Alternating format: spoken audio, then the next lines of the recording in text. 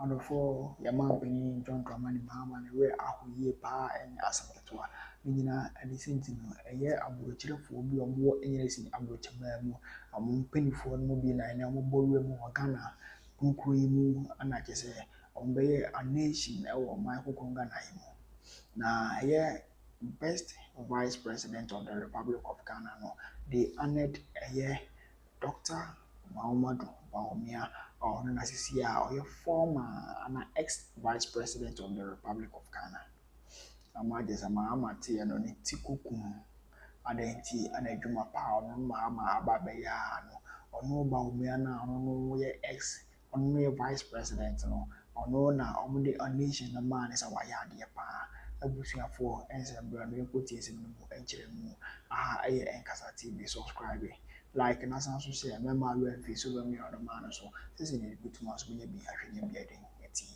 Open up amazing possibilities with no end in sight. For us as a continent, from our past experiences and those of others developed and developing, is the awareness of the importance boldly, decisively, yet cooperatively. Policymakers in Africa must act with a mindset of possibilities. We should embrace technology and not be intimidated by it. We must believe that we can leapfrog the advanced nations in many areas if we put our minds to it. Today, I will focus on how Ghana has strategically leveraged digitalization as a tool to unlock economic opportunities key to combating unemployment and creating growth.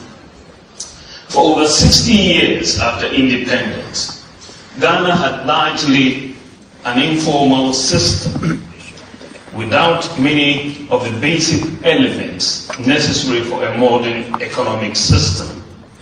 Today, however, we are building a formal systems and database economy based to compete in the fourth industrial revolution. Our challenge is to use digitalization to solve current problems while laying the foundation for the future of jobs, leapfrogging from the second to the fourth industrial revolution. There is mounting empirical evidence that highlights the transformative potential of digital innovation to create jobs, boost productivity, increase income levels, and foster wealth creation. Over the last 8 years, Ghana has embarked on an aggressive policy of digitalization to jumpstart economic transformation of our country. However, I must state that we chose the path of digitalization not for its own sake. Our focus is on digital technology that can solve our problems. At this stage of our development, we are not looking to have driverless cars or humanoids, for example. We want technology that can solve our problems in agriculture, health, education, access to credit, the payment system efficiency, public service delivery, revenue mobilization, and so on. Ladies and gentlemen, before the start of this journey, digitalization was not part of our mainstream development equation. It was largely seen as a peripheral concern, not central to the country's national development agenda. My focus on digitalization as vice president was the subject sometimes of ridicule by political opponents. But I stuck to my vision and set out to use digitalization to solve some of the everyday problems faced by Ghanaians, and in so doing, build an engine for economic growth and job creation.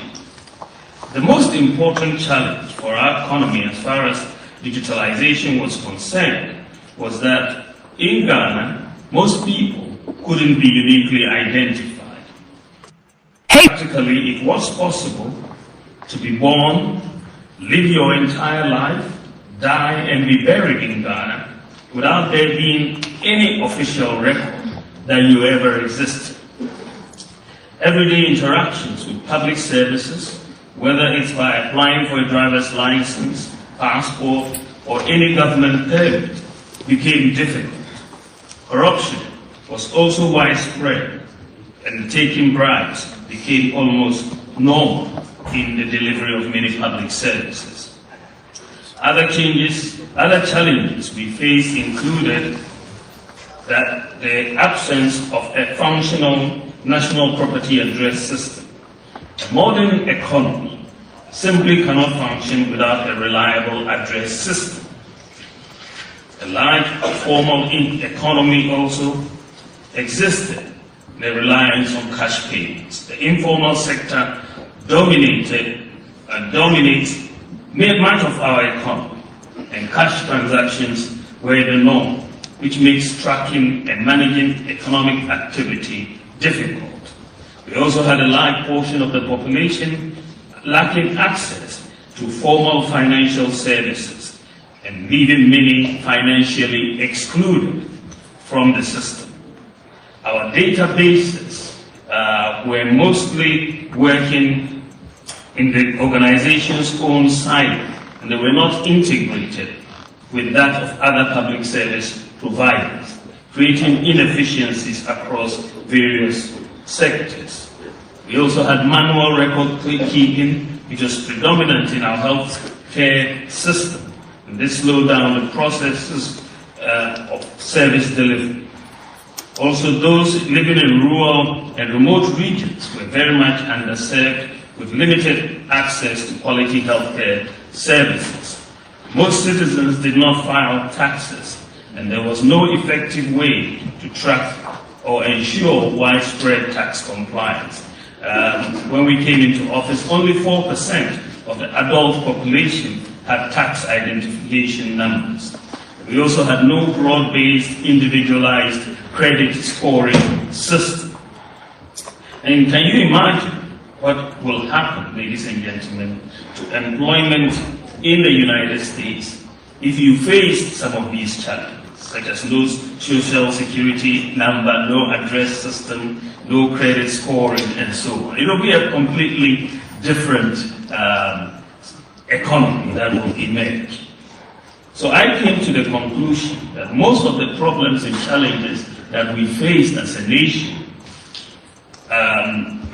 in Ghana, that we had lived with for the last 60 years after independence, could be solved through digitalization. In fact, I had expressed this view in a book that I had authored 7 years before I became vice president. We therefore, upon coming into office, moved quickly to implement many digital initiatives to address these problems. For the sake of time, however, I will limit myself to a few of the problems we have addressed through digitalization. To address the problem of unique identity